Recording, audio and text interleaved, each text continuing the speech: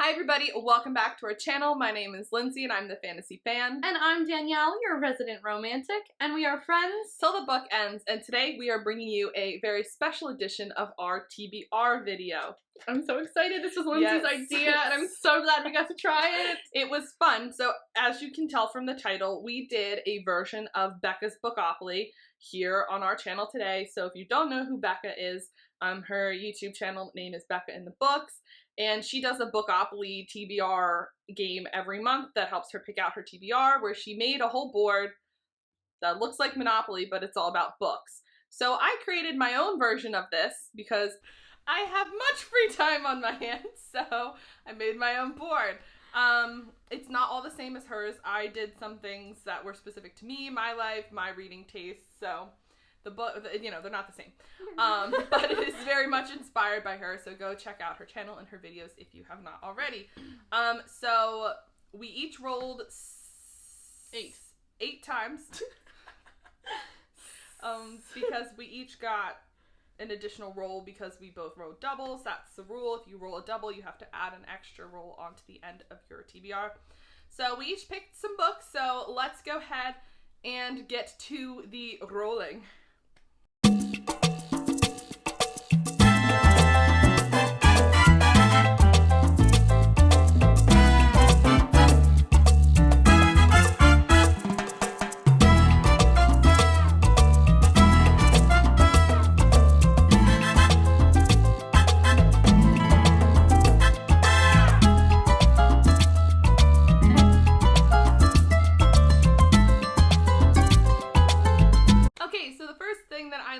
Was graphic novel and manga. I did my rolls previously at my house before coming here so that I could bring the things that I wanted to talk about with me. So the graphic novel that I chose is Monstrous by Marjorie Liu.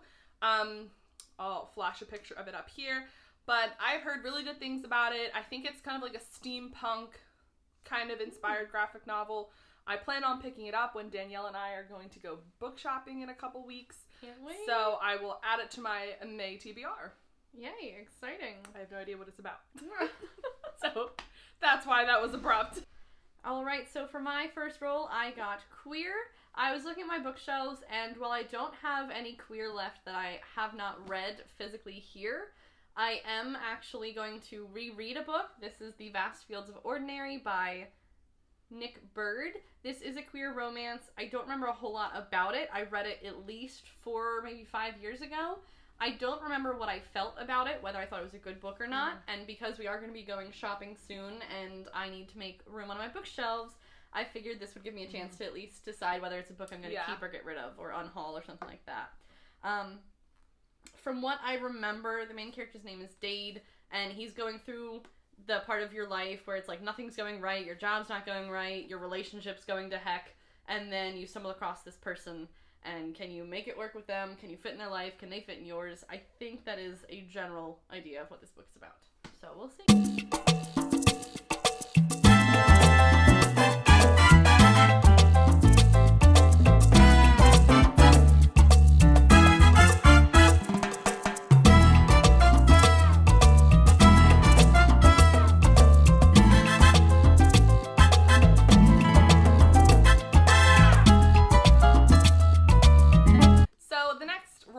Landed on was Standalone, and for that one I chose Warbreaker by Brandon Sanderson.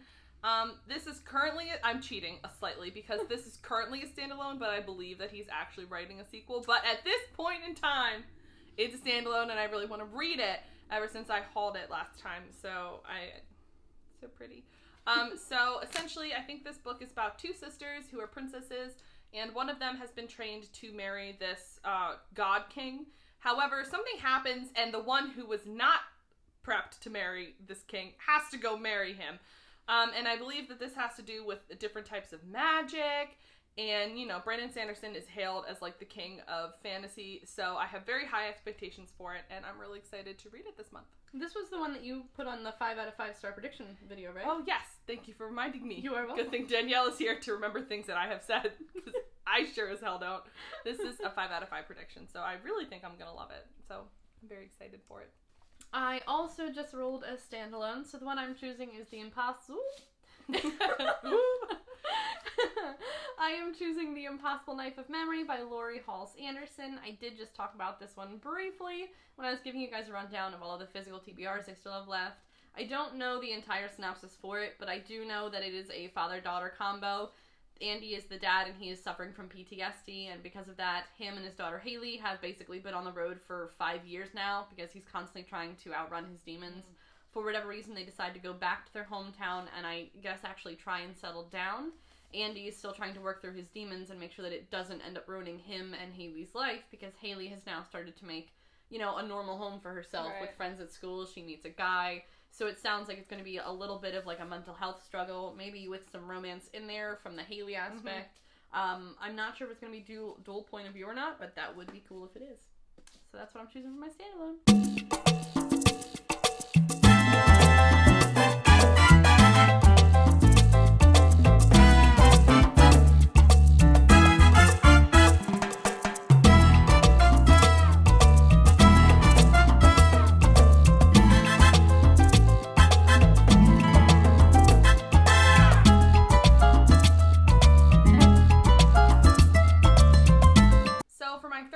I rolled Ocean, so that is a book either set by the ocean or reminds you of the ocean. I don't know, it's open for interpretation. But the book that I picked, Meet Me in Paradise by Libby Hubsher. This is a new release, and essentially from what I can tell is that it's about a girl named Marin whose mom was a journalist, and after she died on an assignment, Marin decides that she's not going to leave her home state of Tennessee. So her younger sister named Sadie is kind of the wild child, so she's all about exploring and going off and traveling, and Marin's the complete opposite. But Sadie convinces her to come for like a spa trip out in Ireland, and Marin decides that she's going to do it. She like reluctantly decides to go, and but her sister Sadie misses the flight. Her luggage gets mixed up with another passenger's, and an episode of turbulence sends her hurling into the lap of Lucas Sy, the handsome stranger who stole her sister's seat. So I think that she's going to explore the island with Lucas and learns what she's been missing out on. So it sounds really cute and sweet. Yeah. And obviously it's set on an island with the ocean, so I thought that this fit the prompt nicely. And it's also a romance, like just a straight romance. So I think that'll really break things up nicely because I have some heavier, thicker books on this TBR, so I think this one's going to be a really sweet one to get through. That's so cute. Thank you. So the next one I rolled was nonfiction, which actually works out really well, because in case you have not heard, I am trying to push myself to read one nonfiction book every month because I suck at reading nonfiction. Have I done well this month? TBD. So I told myself that for this nonfiction I was not going to choose another psychology book because the past 2 months I chose psychology books. Surprise, I chose a psychology book. I told Lindsay I wouldn't, and then I ended up doing it. Yeah. Yes. I'm going to be reading The Coddling of the American Mind by Greg Lukianoff and Jonathan Haidt, if I'm pronouncing both of that correctly. The categories for this is mental health, psychology, and general wellness. It basically takes out what the book determines 3 great untruths, which is not being able to show pain or discomfort, thinking that your feelings are the only ones that matter, and something like projecting all of your faults onto someone else as opposed to owning up to it. The book itself makes it sound like it's claiming the most recent generation is the people experiencing this stuff. I personally find that a lot of all the generations, I think, have this issue, so I might not care for that part, but I am interested to see their take on this and how that develops, and it does take a psychological spin on it, which my psychology background always supports that, so let's see if I like it.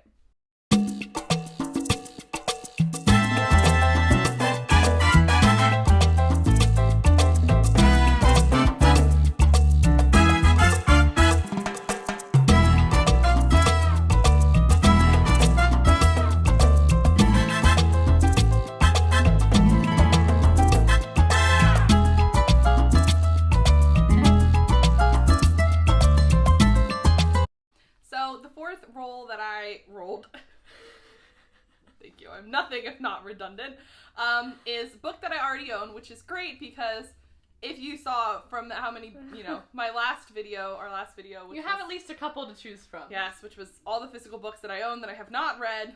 I have like 150 plus to choose from. which I am very shamed, but also slightly proud of. I don't know. It's a weird mix of feelings inside me. So I'm going to choose for this one A Quarter Silver Flames by Sarah J. Maas. I forgot to bring it with me, so that is why it's not currently in my possession, but I do own it. And this is the fourth book, like the fourth full-length novel in the A Court of Thorns and Roses series. So many words that are so similar. It's so hard to talk in a video. It is so hard to just talk. Put up flashcards. So this one's following Nesta and Cassian after the events of the first trilogy.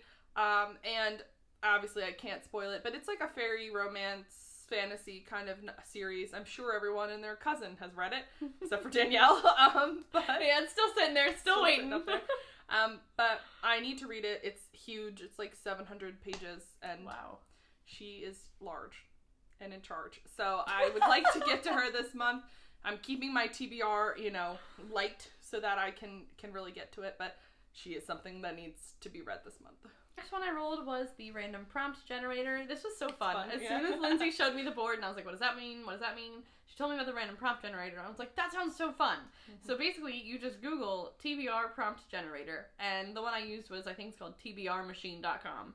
And you just click randomize, and it gave me the prompt to read an author that I have never read before. So for this one, I am choosing American Royals by Katharine McGee. This was one that Lindsay has recommended. I already have the sequel on hold at the library, just waiting for my turn to come in line. I don't know why I haven't read it yet. It sounds like a lot of fun. It's basically taking a look at if America was ruled by a throne, starting with George Washington, as opposed to the way that it is now. It takes a look at 4 people. There's the heir, the spare, the schemer, and the commoner. They're all females, and they all have power, drama, intrigue, some kind of love going on. So it sounds like a really great kind of, what is that word? It sounds kind of like a fun, dramatic, like reality show kind of look at what America would do with the throne. And there's love in here, so I am super stoked for it. Also, I just think it's a cute cover. It's cute. That's just me.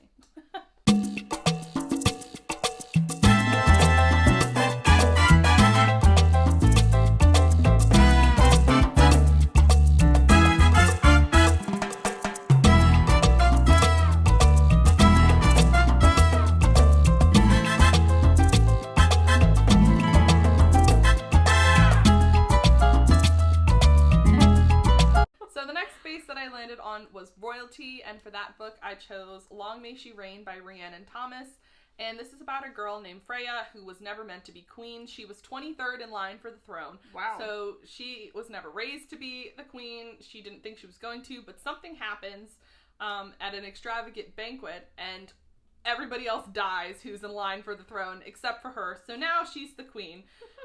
She's escaped the massacre, but she's far from safe. She basically has to figure out who poisoned her family, why, and how to stop this person from killing her.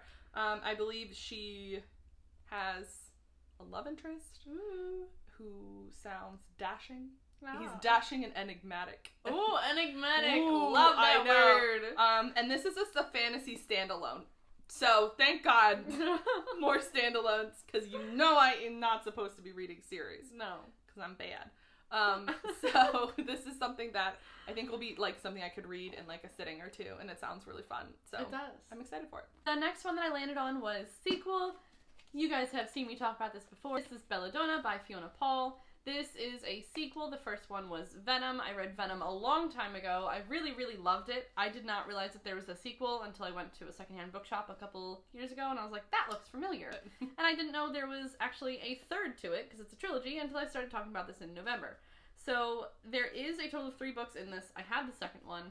I'm going to read it. I'm going to reread the first one, and then I'm going to read this so I can finally say I've read it. Because basically I've been working on this trilogy for like 6 years now, and that's just sad. It's too long. And I need to. So this is my sequel that I'm choosing for it. I'm not going to give the synopses because I don't even remember what the first book was about. So look it up yourself. Yes.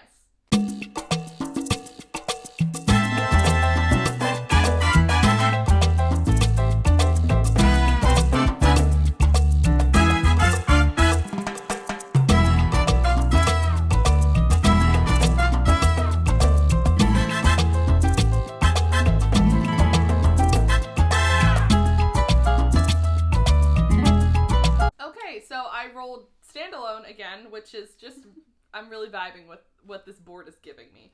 Sometimes it gives bad things, but today it says, Lindsay, we know you're bad. So, I am choosing Yolk by Mary H.K. Choi. I just bought this book. Look how cool the cover is with the little hands. Do you see the hands? Oh, they do. I was looking at something else. So, essentially, we're following two sisters named Jane and June. June is the older sister. She's like the classic, bossy older sister type. And I believe something happens where they don't talk for a bit. So they're not close, but something happens. Older sister June gets diagnosed with cancer, and Jane is the only one who can help her. I think that this is lighter than what it comes off as. Like, the synopsis makes it sound like it's going to be sad, and I'm sure it will be sad at points, but I think it's more humorous. I think that they kind of, I might be wrong, but I think that they start some sort of scam in order to get the money needed for June for her to like get cancer treatment, or a heist or something like that. Something illegal happens there that they team up with to do. So it sounds really cute, but it also sounds like it's going to be sad. I've never read a Mary H.K. Choi book. I know she has some ones out there that are popular, but their synopses haven't really called out to me. But this one, I have a younger sister, and, I am the bossy older sister, kind of. So I feel like that relationship is reminiscent of this one, although Meg and I are very close, unlike June and Jane. But I'm really excited to read it. The cover's really cool, and it's a standalone, so it fits my prop. Apparently Bookopoly hates me, because the next one I rolled was nature cover, and the first one I found was The Geography of Lost Things by Jessica Brody. TBR veteran. This has been on my TBR for, I don't know, at least 3 months now, maybe even 4. I've done it so many times that I don't even have to look up what the synopsis is. I do have to look up her name because I forget her. Okay, so Allie has been estranged from her father for a very long time. Somehow, in some way, he pops back into her life. Or, I believe, he passes away before coming back into her life. They don't really get a lot of time to actually interact. When he passes away, he leaves her, I believe it's a convertible, a 1968 Firebird convertible, and she's trying to sell it to make money for her family because they are very destitute, and the only person who wants to buy it is 300 miles away. The car is stick shift, and she does not know how to drive stick shift. In walks Nico, her ex-boyfriend. Nico's like, hey, yeah, I'll drive it down there, but you gotta come with. Somewhere along the way, they stop by souvenir stands and stuff, and I don't really understand the synopsis at this point, but it talks about how she finds little things that remind her of her dad or explain who her dad was, which I'm very confused of how you do that in a 300-mile road trip, but I guess I'm going to find out if I ever read this book. I also... Yeah, read it and then report back. Right, because I'm very confused on what exactly is going on that treasure hunt. And then I also first bought it with the impression that there was going to be a romance, again, between Nico and Allie. Mm-hmm. The synopsis, when I actually read it, didn't make it sound like as much, but I'm hoping that there is some romance involved. A rekindling. So, second chance romance. Yes, love those.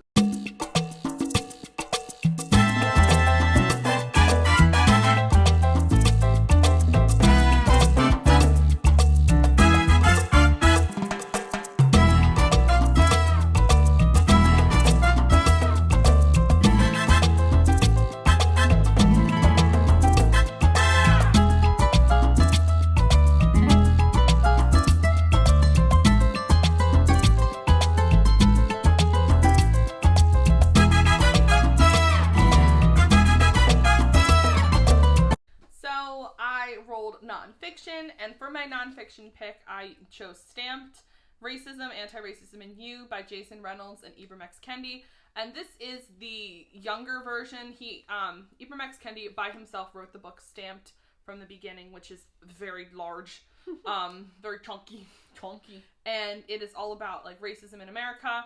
And this is the younger, like the youth version, and I wanted to read it to see if this would be good to something to have in my classroom, because I'm a history teacher, if you did not know. So it says this is not a history book, this is a book about the here and now, a book about race. And I've heard nothing but fantastic things, and I wanted to see if this is something that I could pull from, instead of using a textbook, use this instead as a source. Mm-hmm. So it's blurbed by like Renee Watson, Jacqueline Woodson, Nick Stone, so some really, prolific writers, and so I'm really excited to read it. It's a New York Times bestseller, and I think that this will really help further my understanding and education on race in America. The next one for me was Magic. I chose The Cruel Prince by Holly Black. Excellent. I am more and more putting off trying to read this since Lindsay revealed to me that it is not just a hate to love, it is more of an extreme hate to love because the wicked son of the High King is pretty much bullying the girl. Oh, straight up bullying. So I love it. I'm hesitant because I'm really fearful I'm not going to like it, yet at the same time I put it on my 5-star predictions. So, might as well just get it over with. The quick synopsis is that there are 3 sisters. Their parents have been murdered. They are now taken to the fairy world. However, the one daughter in particular that we focus on, Jude, she is human, and the Fae do not really like humans, especially the wicked son, who is going to ultimately bully her. Thank you for that, Lindsay. So, I'll read it. I guess. I might as well. Like, it's the idea of, like, when you go to get a shot, like, you're worrying it's gonna hurt, and then you get it, and it's like, oh, it's not that bad. So I'm, like, hyping it up more in my mind that it's gonna be awful. But 5-star prediction. I know, you're like, it's gonna be terrible, and then you put it on a 5-star prediction. I just have so many mixed feelings about this, but it's Bookopoly's making me read it, so I'm going to.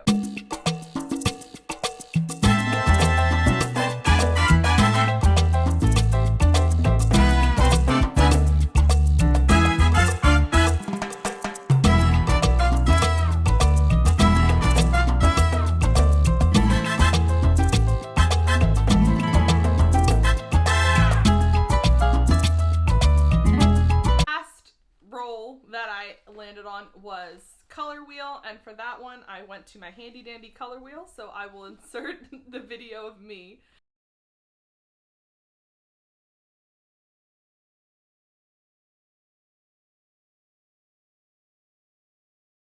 I landed on orange.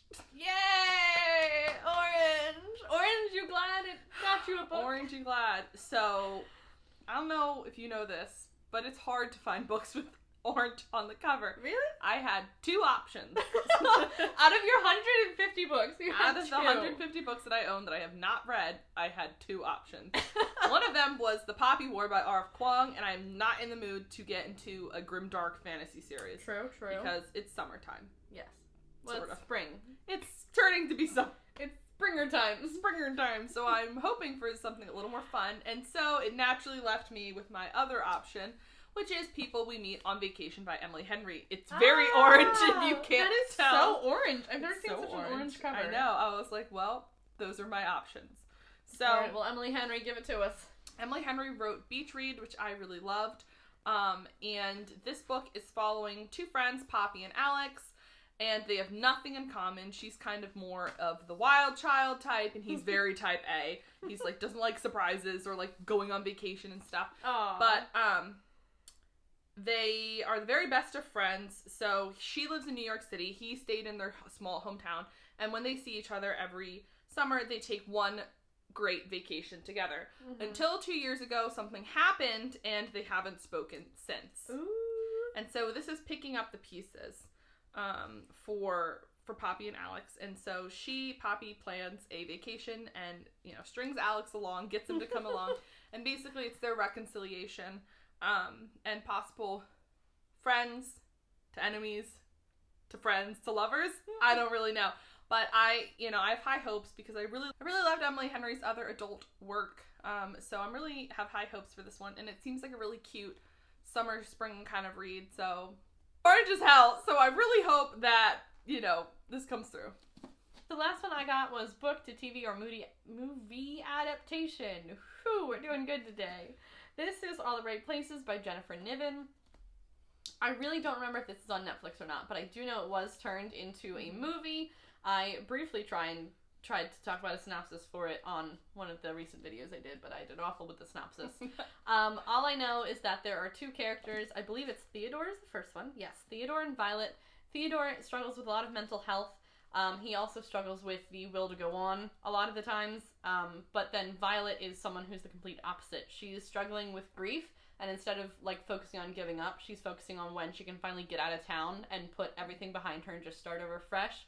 So it sounds like they form maybe an unlikely friendship. I don't know if romance is involved in here, but it's kind of more of a, these are my problems and those are your problems, and how can we kind of be there for each other. That's nice. While also making sure that we can be there for themselves at the same time.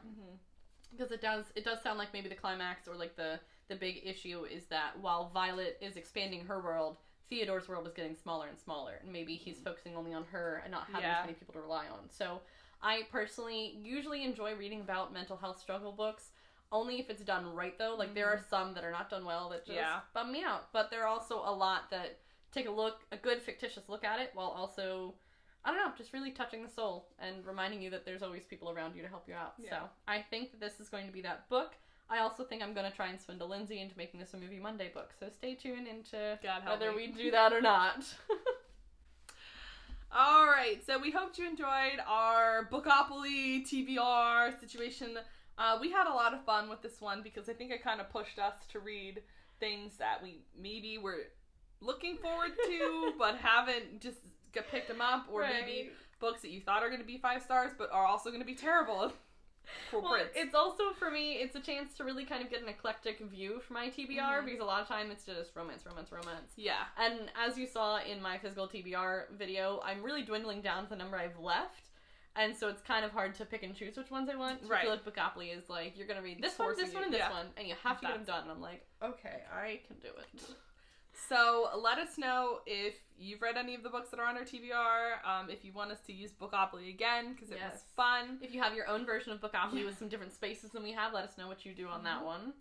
Yeah, so thank you for watching. We hope you enjoyed it, and we will see you guys in our next video. Bye.